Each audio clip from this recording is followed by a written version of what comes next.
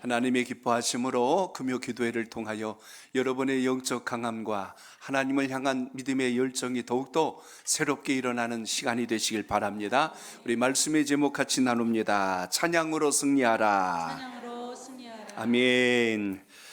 오늘 계속해서 여호사밧의 사건을 통하여 그의 기도를 통하여 민족이 살고 하나님의 증거가 나타난 걸 살피면서 오늘 이 시간도 여러분 앞에 모압과 암몬과 오늘 세일산에 있던 주민들과 또 당시 이 유다를 대적했던 그 모든 자들로 인하여서 어려움 중에 있을지라도 승리하게 하시는 주님을 만나고 경험하는 신앙적 승리가 있기를 축복합니다. 우리의 삶 속에서 이 관계라는 게 참 중요합니다. 너무 가까워져 가지고 오히려 마음의 상처와 근심이 될 때가 있고, 또 너무 멀리 함으로 인하여서 그것이 마음의 또한 외로움과 또 염려가 될 때도 있습니다. 그래서 우리는 무엇보다 가까이 할 수 있는 하나님의 은혜는 더욱더 힘써 가까이 할 수 있는 은혜가 있길 축복합니다. 사람의 생각과 판단을 가지고 하다 보면 항상 우리 마음속에 상처와 실망이 남을 때가 많습니다. 그렇기 때문에 너무 좋다고 가까이 하다 보면 내 생각과 같지 않아 실망할 수가 있고, 또 너무 싫다고 멀리 하다 보면 내 스스로 고립되거나 외로워질 수도 있다는 것입니다. 지난주 중에 잠깐 그런 말씀을 드렸어요. 태양이 따뜻하다고 무조건 가까이 끝까지 가버리면 나중엔 덥다가 나중엔 타 죽어버립니다. 그렇다고 또 싫어서 멀리 피하면은 춥다가 나중엔 얼어 죽는 상황이 오지요. 마찬가지로 우리의 삶 속에 항상 영적 분별과 지혜를 잘 간직해서 하나님을 기쁘시게 하는 삶의 증거가 여러분 삶 속에 살아있기를 바랍니다. 그러므로 오늘 이 시간 하나님의 백성들이 그 모압과 암몬, 심지어 오늘 세일 주민들까지 오늘 이들을 에워싸고 연합을 이루어 대적할 때 그들을 이겼던 사건이 무엇으로 이루어졌는가를 잘 보시면서 그 믿음이 오늘 여러분의 신앙 안에도 살아있기를 축복합니다. 오늘 본문에서 참 중요한 것이 찬양이란 단어가 나옵니다. 하나님의 백성들이 적과 싸울 때 찬양하며 나갔대요. 오늘 이걸 보면서 우리 역시 믿음의 소망을 이룰 수 있는 주님께서 주신 능력이 여러분의 믿음 속에 함께 할 수 있기를 바랍니다. 어떤 며느리가 시어머니로부터 교회를 다닌다고 자꾸 핍박을 받는 거예요. 그러니까 너무 힘들어가지고 힘들 때마다 기도하고 힘들 때마다 찬송을 부릅니다. 그래서 특히 불렀던 찬송 중에 제일 많이 힘을 얻었던 찬송이 찬송가 342장이에요. 거기 1절 한번 반주해 보세요. 우리 한번 같이 1절만 불러봅니다. 너 시험을 당해 죄 짓지 말고 너 용기를 다해 곧 물리쳐라. 너 시험을 이겨 새 힘을 얻고 주 예수를 믿어 승리하라. 거기까지. 이 찬송을 부르면서 눈물을 지으면서 하나님 이겨내가게 하옵소서, 잘 견디게 하옵소서, 우리 어머니도 예수님 믿고 구원받게 하옵소서 이러고 기도를 합니다.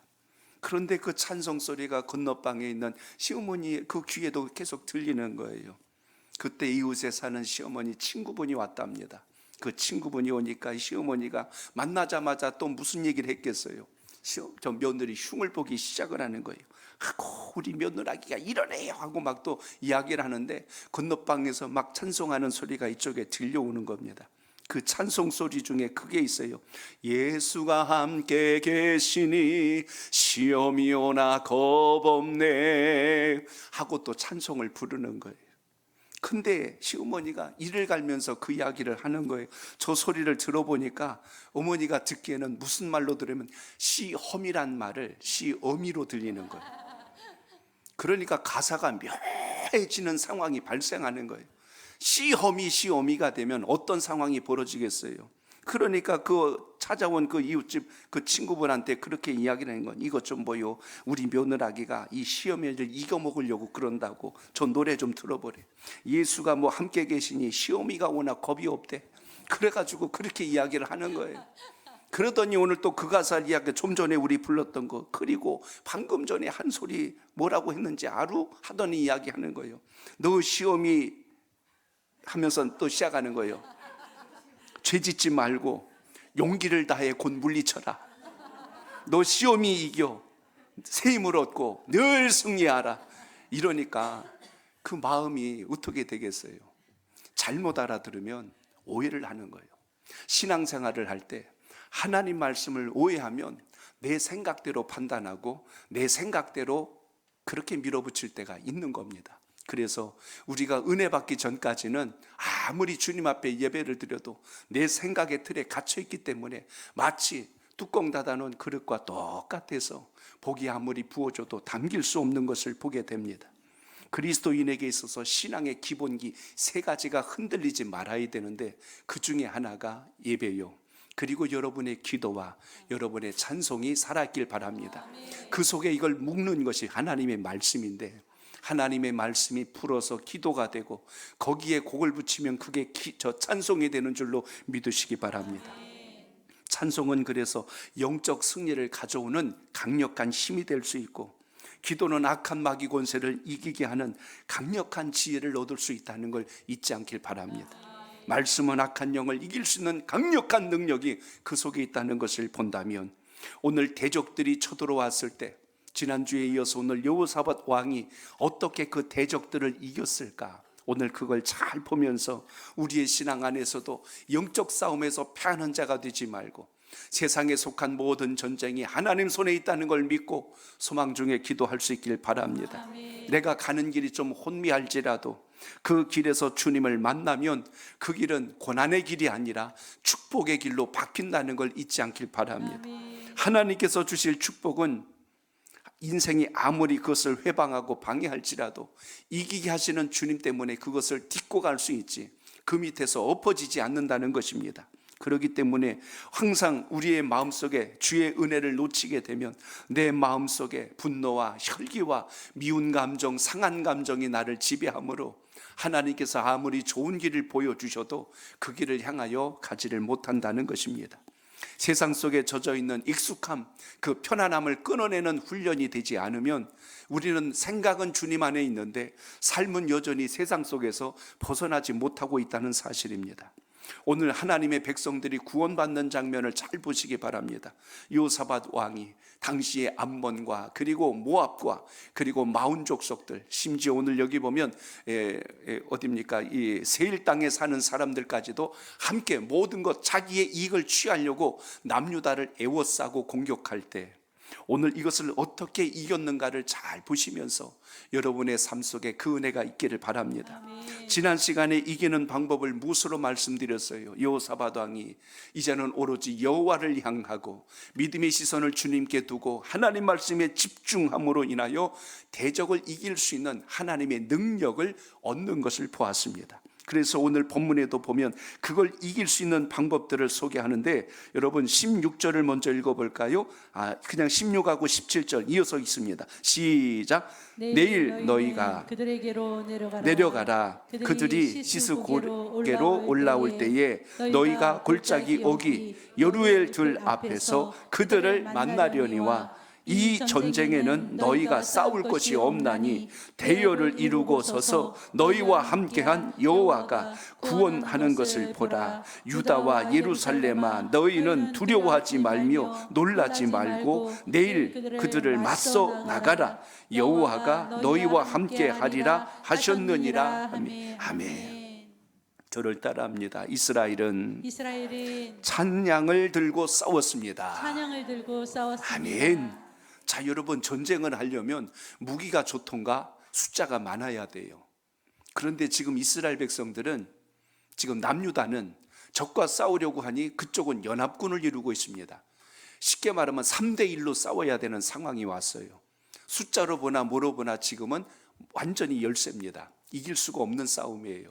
그럼에도 불구하고 그러면 무기라도 좋아야 될 거 아닙니까? 근데 지금 무기로 쳐도 그들을 이겨내갈 만한 그런 무기가 충분한 것도 아닌 상황인데 오늘 오히려 당시 제사장이었던 야하시엘에게를 통하여서 하나님의 말씀이 들려왔는데 너희들은 이제 대열을 이루고 서서 나와 함께 이제 그들과 싸우러 가자 이렇게 말씀을 하는데요, 무기를 들고 가란 말이 없어요. 오히려 오늘 말씀을 읽다 보면 너희들은 의복을 정결케 하고 찬양을 하래요.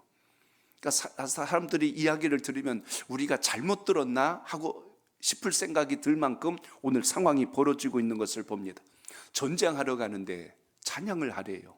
전쟁을 하는데 노래를 하래요. 이렇게 되면 대부분 무슨 생각이 듭니까? 그동안의 자기의 경험과 지식을 동원해도 이건 도저히 싸우러 가는 게 아니라 죽으러 가는 거다. 그러니 나는 못하겠습니다 하고 두 손 들 수도 있는 상황입니다. 그런데 오늘 칼과 창과 방패를 든 것이 아니라 찬양을 들고 가라 했을 때 그것에 대해서 오늘 여호사밧 왕을 비롯하여 온 백성들이 순종하고 나가는 모습을 여기서 주목하게 됩니다. 결국 하나님께서 싸우게 하시는 방법에서 주목해야 될 게 무엇이냐면 이 전쟁은 너희가 싸울 것이 없다 그랬어요. 결국 여러분 앞에 어떤 어려움, 고난, 시련, 역경이 와도 그것을 해결하고 치료하고 화평케 하는 것은 주님의 역사 안에 있다는 걸 신뢰하고 여러분은 늘 기도의 자리, 예배의 자리, 사명의 자리에서 주님을 바라볼 수 있는 은혜가 있기를 바랍니다. 인간적인 방법, 사람 방법으로 하다 보니 오히려 그것이 더 흠집이 나고 더 상처가 되고 더 골마 터져서 오히려 더 어려움을 만들 때가 많다는 것입니다. 그렇기 때문에 오늘 본문에서 계속된 말씀이 어떤 이야기입니까? 이렇게 그들로 하여금 하나님께 경배하고 찬양하게 하라 했을 때 19절에 보면 이렇게 말씀합니다. 19절로 20절을 다시 봅니다. 시작. 그앗 자손과 고라 자손에게 속한 레위 사람들은 서서 심히 큰 소리로 이스라엘 하나님 여호와를 찬송하니라. 이에 백성들이 아침에 일찍 일어나서 두고와 들로 나아가니라. 나갈 때에 여호사밧이 서서 이르되 유다와 예루살렘 주민들아 내 말을 들을지어다. 너희는 너희 하나님 여호와를 신뢰하라. 그리하면 견고히 서리라. 그의 선지자들을 신뢰하라. 그리하면 형통하리라 하고. 아멘. 이 말씀을 보면 적과 싸우러 갈 때에 칼을 들어라, 창을 들어라, 방패를 들어라, 무장하라는 말씀이 없어요. 오히려 하나님께서 하신 말씀은 무기를 들고 싸우지 말고 하나만 잘하래요. 그게 뭐냐면 하나님을 신뢰하라 라고 그랬습니다. 따라합니다. 하나님을 신뢰하라. 신뢰한다는 것은 100% 주님께서 하실 것을 믿고 의지하라는 뜻을 담고 있습니다. 몇 대 몇으로 프로테이지를 나눠서 이 정도는 제가 할 테니 나머지는 하나님 하세요, 이게 아니라는 겁니다. 모든 것을 주님께서 하실 것을 믿고 따르라고 하는 말씀을 보면 그럴 때 견고히 서게 되고 그럴 때 형통의 복이 함께 한다고 오늘 말씀한 것을 주목합니다. 그래서 찬양대를 조직하여 군대들 앞에 먼저 세우고 이렇게 해서 적진을 향하여 나갈 수 있도록 오늘 섭리한 것을 봅니다. 그 뒤에 군대들이 있는 거예요. 참 사람들이 볼 때는 기가 막힌 일이고 이것이 어떻게 적을 이길 수 있는 방법인가? 상식적으로는 도저히 납득이 안 되는 상황이 오늘 벌어지고 있습니다. 그런데 하나님을 신뢰하래요. 하나님을 신뢰한다는 것은 나의 생각과 나의 판단을 개입시키지 말고 주님께서 하실 것을 전적으로 믿고 따르라는 의미가 이 속에 있습니다. 이미 하나님께서는 이 모든 전쟁이 나의 손에 있다고 말씀해 주신 것처럼 역사도 하나님께서 주관하시고 오늘 우리가 살아가고 있는 이 세상도 하나님의 주권 속에 있다는 걸 항상 신뢰할 수 있는 은혜가 있길 바랍니다. 수영을 해보신 분들은 수영 강사분들로부터 그 이야기를 많이 들었을 겁니다. 손목에 힘을 빼세요, 발목에 힘을 빼세요, 몸에 힘을 빼야 물에 뜹니다 하는데 이게 쉬운 게 아니잖아요. 해보신 분들은 경험해 봐서 합니다. 힘을 빼봤더니 뜬다는 걸 경험하게 되면 그 다음부터 이게 자연스러운데 그 전까지는요, 빼라고 그래도 뺄 수가 없는 게 이러다 물 먹고 그냥 물에 꼬르륵 그냥 가라앉아서 큰일 날 것 같거든요. 그게 신뢰가 잘 안 됩니다. 그래서 신앙생활은 안 그런가? 동일해요. 신앙생활도 하나님을 신뢰하라고 하지만 자꾸만 내 경험, 내 상식, 내 고집이 자꾸 거기서 일어나서 주의 뜻을 자꾸만 뒤로 밀어내다 보니까 입술로는 주님 뜻대로 합니다 하는데 삶은 자꾸만 내 생각과 고집대로 가고 있는 것을 볼 때가 많습니다. 오늘 지금 여호사밧 왕을 비롯하여 온 백성들이 두려움에 빠져 있습니다. 대적하는 적들이 밀려오니 이들을 어떻게 막아낼까? 전술을 짜야 될지 어디서 지원을 받아야 될지 이런 생각하는 게 가장 기본적인 방법일 터인데 오히려 찬양대를 조직하고 선봉에 서게 하고 적진과 싸우도록 한 것을 보면 두려움 속에서도 하나님께 맡기는 자들을 통하여 승리하는 게 무엇인지를 보여준 것이 오늘 20장의 말씀이란 걸 잘 기억하시고 그 은혜가 여러분 속에 있기를 바랍니다. 누가 그런 결정을 할 수 있을까요?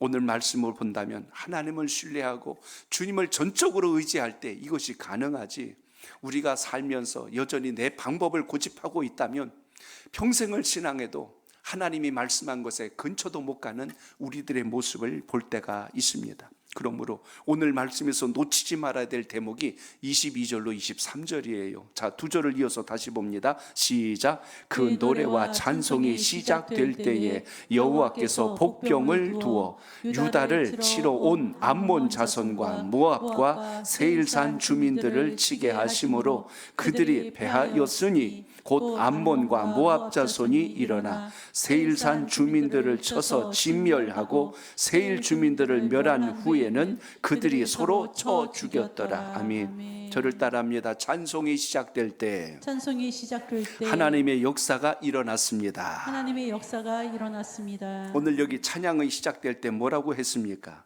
하나님은 복병을 두시고 적군끼리 서로 사륙하고 죽이게 한 것을 봅니다. 유다를 공격해왔던 연합군들이 지들끼리 싸우고 지지고 하면서 서로 죽이는 일이 벌어졌다고 말씀합니다. 역대하 20장 22절에 지금 보면은 거기 지금 복병을 두었다라는 말씀이 나오는데 성경학자들 가운데 여기에 대한 해석들이 분분합니다. 아마도 하나님께서 보내신 전사가 아니냐라고 하는 사람도 있고, 또 하나로 보면 당시에 있는 이 은밀히 역사한 어떤 하나님의 섭리가 아닐까라고도 볼 수 있습니다. 그런데 오늘 거기 보시면 암몬과 모압 자손들이 일어나 세일산 주민들을 다 어떻게 해요? 쳐서 진멸하고 자기들끼리도 싸우다 진멸했다라고 나옵니다. 이렇게 본다면 오늘 여기 세일산 주민들을 치게 하셨다는 의미가 그들이 그곳에 매복하여 있다가 나중에 자기 몫을 챙겨가기 위하여 준비했던 또 하나의 상황이었다는 것을 앞뒤 문맥으로 본다면 이해가 됩니다. 그렇게 본다면 오늘 이 복병들은 잠복해 있다가 자기들의 목적을 달성하려고 자기들의 욕심을 가지고 있던 자들로 비춰지는데, 오늘 당시에 그들이 연합군을 이룬 것 같지만 하나님이 개입하실 때 어떤 일이 벌어져요? 대적하는 자들이 서로 치면서 서로 자멸했더라. 오늘로 다시 빗댑니다. 우리가 예배를 드릴 때 예배를 여는 게 뭐로 열어요? 찬양으로 열어요. 예배를 닫을 때 뭐로 닫아요? 찬양으로 닫아요. 마귀가 제일 싫어하는 게 있어요. 찬송하는 소리 싫어하고, 기도 소리 싫어하고, 말씀 읽는 소리 싫어하고, 예배 드리는 거 싫어해서 하나님의 사람들이 주님 앞에 이렇게 나가려고 그러면 자꾸 우리 상황 가운데 장애물을 만들고 걱정거리를 만들고 핑계거리를 만들어서 예배가 흔들리게 만들고 하나님 앞에 기도하지 못하게 만들고 하나님께 찬송하지 못하게 만들고 하나님 앞에 말씀을 더 가까이 할 수 있는 힘을 꺾어버리는 것이 사단의 역사라는 것을 잘 분별하시기 바랍니다. 신앙생활 하는데 이 기본기가 자꾸 흔들린다? 그건 여러분 주변 환경 탓이 아니라 내 마음속에 지금 주를 향한 전심을 다하는 마음이 요동치고 있는가를 보는 것이 그래서 중요하다는 것입니다. 오늘 그러므로 이 말씀을 통하여 우리가 뭘 보셔야 돼요? 찬송을 할 때 악한 권세가, 어둠의 권세가, 사악한 세력들이 우리 곁에서 멀리 떠나가는 역사가 일어난다는 걸 기억한다면 오늘 믿음의 참된 승리가 주님 앞에 여러분의 말씀과 기도 속에 늘 살아있기를 바랍니다. 오늘 유다 백성들은 지금 한 일은 칼든 게 아니라 찬송했을 뿐입니다. 전심을 다하여 찬송했는데 누가 도우셨어요? 하나님께서 도우셨더라. 여러분이 살아가면서 힘든 일 만나면 사람 붙들고 녹두리하고 하소연하지 말고 주님 앞에 정말 간절함으로 기도할 수 있기를 바랍니다. 기도가 안 나오면 찬송을 하세요. 곡조 있는 기도라고 하지 않습니까? 그 찬송 속에 담긴 가사 하나하나가 그것이 기도가 되고 능력이 되어서 어둠의 세력을, 사단의 세력을 멸하는 강력한 힘이 됨을 잊지 않길 바랍니다. 아멘. 그래서 오늘 21절도 보시기 바랍니다. 21절 시작. 백성과 더불어 의논하고 노래하는 자들을 택하여 거룩한 예복을 입히고 군대 앞에서 행진하며 여호와를 찬송하여 이르기를 여호와께 감사하세 그의 인자하심이 영원하도다 하게 하시더니. 아멘. 그래서 예배 문을 열 때 찬송으로, 우리의 삶 속에 새로운 소망을 갖고 세상을 향하여 나갈 때 찬송으로, 그러니까 여러분, 오늘 아까 찬양단도 썼어요. 주 이름은 또 성가대 같습니다. 그 자리가 그냥 목소리 좋아서 노래 잘한다고 선 자리가 아니라 어둠의 권세를, 악한 세력들을 깨트리고 일주일 동안 세상의 환난과 근심, 염려를 끌어안고 온 성도들의 마음속에 어둠의 세력들을 열 길로 도망치게 만드는 성령의 강력한 역사라는 걸 믿고 소망 중에 기도와 찬송이 살아있길 바랍니다. 21절의 말씀을 정리하면 세 가지예요. 하나는 전심으로 하나님을 찬양했대요. 그 말 속에는 큰 소리로 주님께 찬양을 올렸다는 겁니다. 여러분, 찬양할 때요, 할 수 있으면 큰 소리로 찬양할 수 있길 바랍니다. 노래방에만 갔다 오면 목이 다 쉬어갖고 오는데 예배당에 갔다 올 때는 목소리가 쌩쌩할 때가 많아요. 하나님 앞에 여러분의 찬양이 날마다 살아있길 바랍니다. 그게 잘 안 되면 마이크 들고 다니시오. 그래갖고 이렇게라도 좀 하셔서 하나님께 정말 전심으로 찬양하는 역사가 있길 바랍니다. 찬양 속에 성령의 은총이 얼마나 강력하게 역사하는지 그것을 경험할 수 있길 바랍니다. 21절 또 하나 뭘 잘하라고 했어요? 오직 주만 바라보고 하는 게 찬양이에요. 세상에서 하는 걸 대중가요, 유행가, 우린 그렇게 말합니다. 그러나 우리가 부르는 이 찬송, 찬양이라고 하는 것은 하나님을 높이고 주님을 영화롭게 하며 하나님의 영광을 선포하는 것이기 때문에 오직 여호만 신뢰하는 곳, 그것이 곧 찬양 속에 있다는 걸 잊지 않길 바랍니다. 그러니까 우리의 높이는 노래는 주님을 높이는 거지 사람을 높이는 노래가 아니라는 겁니다. 기독교 역사를 쭉 보세요. 과거의 중세시대 때 만들어졌던 수많은 찬송가들이 1800년대, 그때 1600년대에 만들어진 곡들인데 지금까지 불려져요. 세상에서 부르는 노래는 우리 흔히 하는 말로 유행가라고 합니다. 그 송대관 씨가 부른 그 유행가 말고 그 곡들은 신기하게 그 시대의 곡이에요. 지나가면 다음 세대는 따라 부르기가 별로 녹록지가 않습니다. 요즘 저는 가수들이 막 가끔 미안한 얘기지만 안 들려요. 가사가 자막이나 써주니까 저 노래인가 보다 하지 도대체 어떻게 저렇게 부르는지 신기할 정도로 부를 때가 있어요. 그런데 이 찬송가는 다릅니다. 아무리 시대가 다르고 100년 200년이 지나도 여전히 그 곡을 부를 때 우리의 심령이 울리고 우리의 마음의 영혼이 흔들리는 것을 보게 되지 않습니까? 왜 그래요? 하나님을 높이는 곡들은 과거나 지금이나 앞으로나 달라질 수 없다는 것을 우리가 주목하게 됩니다. 아울러 우리의 찬양 속에는 하나님을 높이는 것이요, 큰 소리로 외치는 것이요, 그리고 또 한 가지가 있다면 감사함으로 찬양할 수 있기를 바랍니다. 감사가 아니어도 입을 열어 감사하면 하나님은 우리의 삶 속에 주셨던 은혜가 기억나게 하시고 평안을 주신다는 사실입니다. 그러므로 예배당에서 찬송 소리가 울리고 여러분의 가정에서 찬송이 울릴 때 걱정했던 것, 근심했던 것, 염려했던 것, 두려워하던 것, 마귀들이 장난질하던 모든 것이 하나씩 둘씩 떠나감으로 그 평안이 여러분과 함께함을 기억하시길 바랍니다. 나라와 민족을 위한 찬송도 기도도 마찬가지입니다. 우리 자유 대한민국은 하나님이 지켜주시는 나라인 것을 언제나 기억하시길 바랍니다. 이번 이념의 충돌과 갈등으로 얼마나 힘든 시간을 보내고 있지 않습니까? 그러니까 만나면 신앙도 뭐고 다 없어져 버렸어요. 너는 우파냐 좌파냐 이래가지고 편가르기를 시작하는 게 어리석은 인생들의 모습이란 걸 봅니다. 하나님이 보면 그럼 천국에 가서도 너는 여당이냐 야당이냐 그러고 갈 거예요? 너는 어느냐? 너 민주당이냐? 너 국민의힘이냐? 이러고 천국에 가서도 멱살 잡고 싸울 거예요? 아니잖아요. 왜 이 땅은 이념의 논쟁 아래 갇혀가지고 신앙을 가진 사람들조차도 거기에 끌려다니고 있는지 이걸 볼 때마다 참 마음이 무거울 때가 많습니다. 제가 주중에 자꾸 그 말씀을 몇 번 드렸어요. 우리나라는 친일파도 아니고 친북파도 아니고 민주공화국이라는 틀 안에서 하나님 주시는 예수공화국이란 걸 믿으시기 바랍니다. 이거 잃어버리면 안 돼요. 이래야 진보도 보수도 하나 될 수 있습니다. 이걸 놓치면 끝까지 가요. 주님 오시는 그날까 아마 천국 가서도 너는 여당이냐 야당이냐 그럴 거요. 이 땅에서 우리가 붙들어야 될 가장 중요한 것 예수 그리스도로 인하여 우리가 하나 된 백성임을 항상 기억할 수 있길 바랍니다.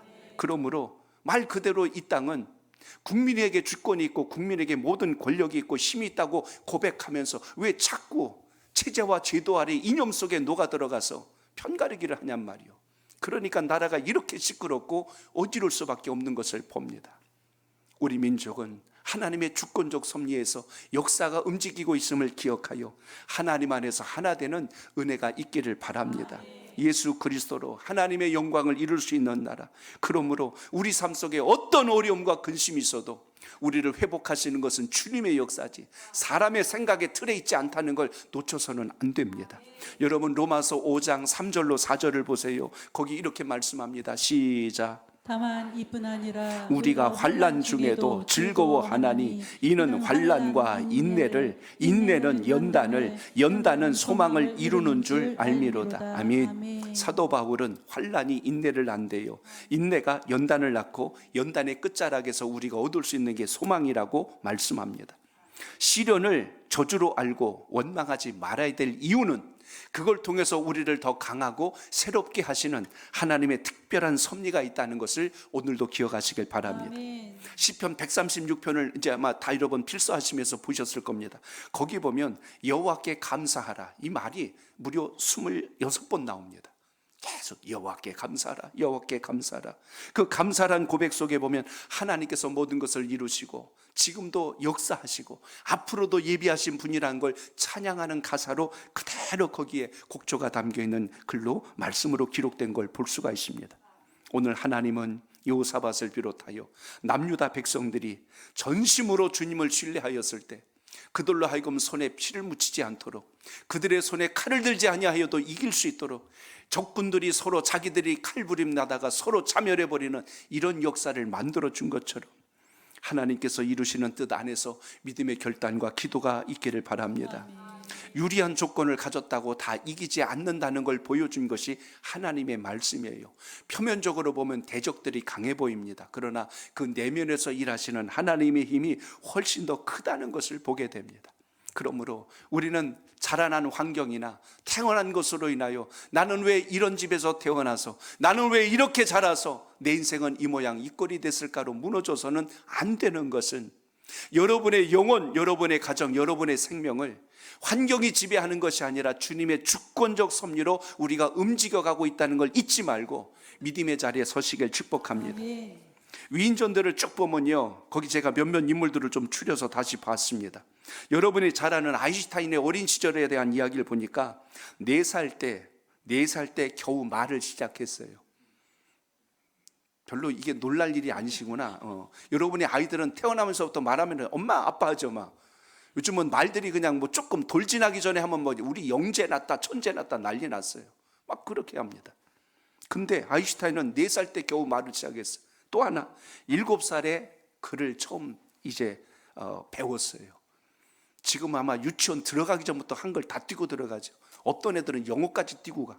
3개국어 하는 애들도 있다며. 왜 이렇게 애들한테 자꾸 스트레스를 주고, 아빠가 자연히 성장하면 배울 것을 어려서부터 우리는 뭔가 다 끝내놓고 자꾸 하려고 하니까 이게 조금 뭐가 있습니다. 아인슈타인은 그렇게 늦어도 이 세상을 위해서 참 과학적인 큰 업적을 남긴 것을 우리가 보지 않습니까? 만유인력을 발견했던 뉴턴의 어린 시절 봤어요. 초등학교 시절이요, 만년 꼴찌였어요. 그런 사람이 무슨 과학자가 되고 무슨 뭐 중력의 원리를 발견할 사람이 될 줄 누가 알았겠어요. 근데 여러분, 시작이 늦고 더디다고 해서 그 인생이 잘못되거나 망가진 것이 아니라는 것을 우리가 볼 수 있습니다. 베토벤이요, 그를 가르쳤던 음악 선생님이 그렇게 이야기를 했대요. 뭐라고 하냐면, 얘는 음악적 재능이 없어서 이 길로 가면 안 됩니다. 누가 문제인지 모르겠지만 음악적 재능을 전혀 헤아려 주질 못하고, 그리고 음악 선생님을 했던 분도 있었어요. 에디슨은 여러분 너무 잘 아니까 아시겠지만 그도 역시 담임 선생님이 그에게 아주 독한 말을 했어요. 내 교편 세상 12년 동안 이런 애는 처음입니다. 이렇게 했어요.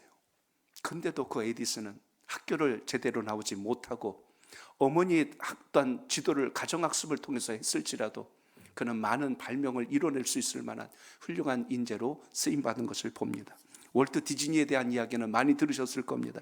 신문사 기자로 취직을 해서 처음 시작했지만 아이디어 부족이라고 해서 잘렸어요. 편집국장이 해고했습니다. 근데 그의 머릿속에, 상상 속에 그 생쥐 한 마리가 움직이는 걸 가지고 그것을 하나의 작품과 스토리를 만들어내기 시작했더니 지금과 같은 월트 디즈니라는 큰 하나의 대기업을 일궈낸 걸 보게 됩니다.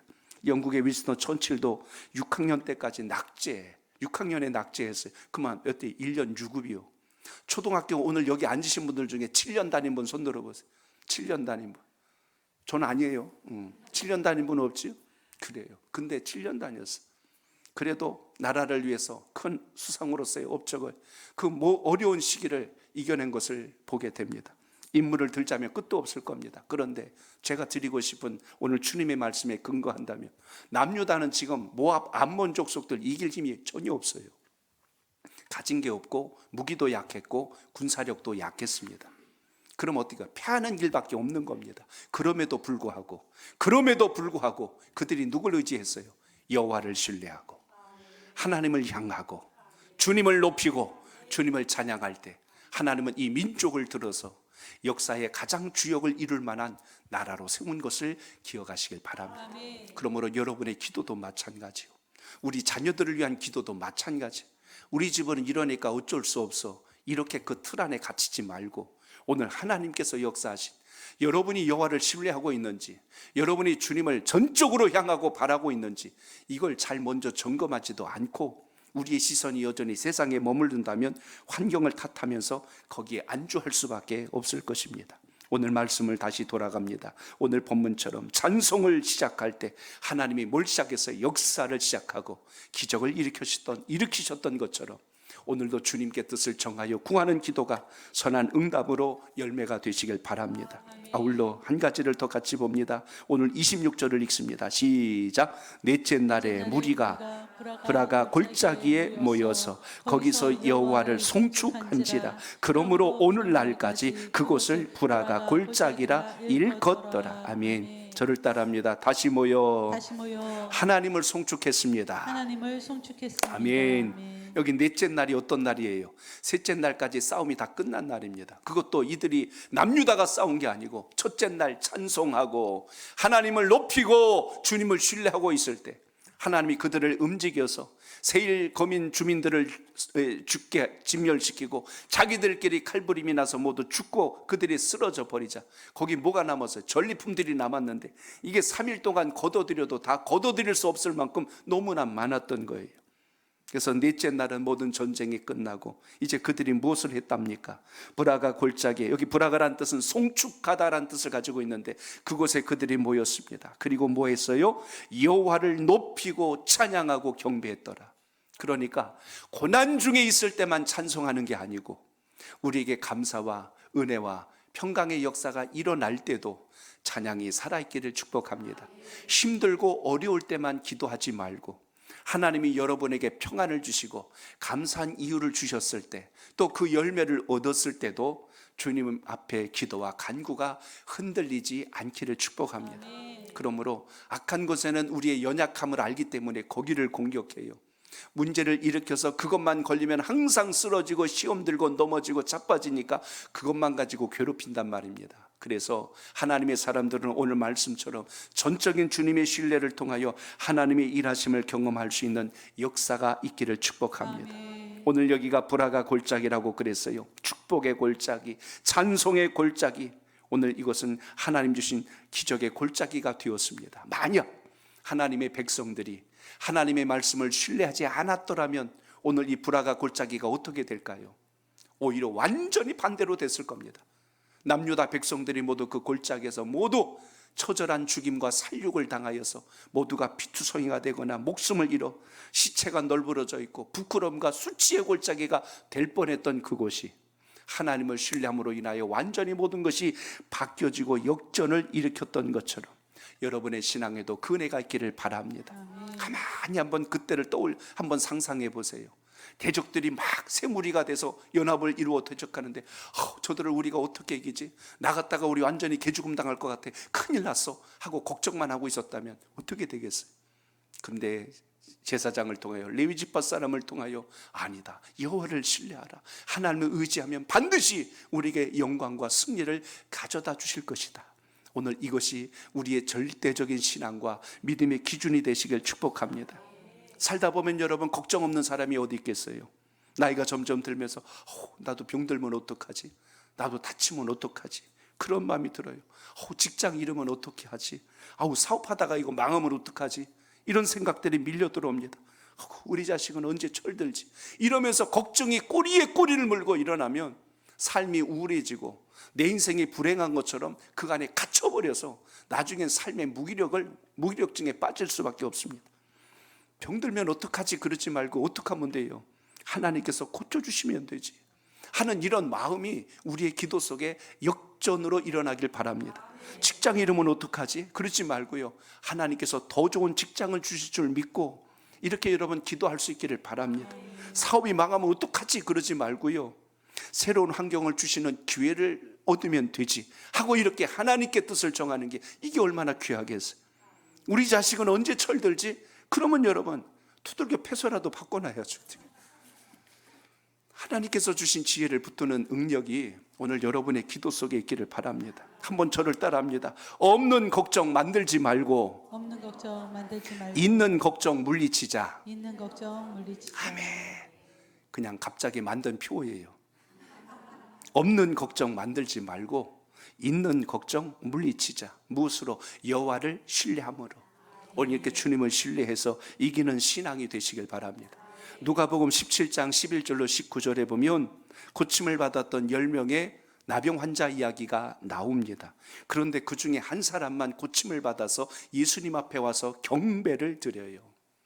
회복된 것을 감사해야 합니다. 나머지는 회복된 게 너무나 좋아서 자기 집에 찾아가기 바빴고 제사장에게 나 낫다고 신고하기 바빴는데, 한 사람은 자기에게 이 병을 낫게 하신 주님을 떠올리고 그 앞에 가장 먼저 감사와 경배로 영광을 올린 것처럼, 오늘 여기 남유다 모든 여호사밧과 백성들이 이제 넷째 날 그들이 브라가 골짜기에서 송축하는 골짜기에 모여 다시 또 뭘 했어요? 찬송을 하였더라. 고난이 왔을 때 찬송하는 것이요, 승리가 왔을 때 찬송하는 것이요, 감사한 이유가 생겼을 때 찬송하는 은혜가 우리의 삶 속에 있기를 바랍니다. 그래서 고린도후서 4장 8절로 9절에 보면 이렇게 말씀합니다. 우리 같이 읽어볼까요? 시작. 제가 읽겠습니다. 우리가 사방으로 우겨쌈을 당하여도 쌓이지 아니하며 답답한 일을 당하여도 낙심하지 아니하며 박해를 받아도 버림받지 아니하며 거꾸로 트림을 당하여도 망하지 아니하고. 이게 누굴까요? 하나님을 의지하는 자들에게 주시는 하나님의 축복이란 걸 잊지 않길 바랍니다.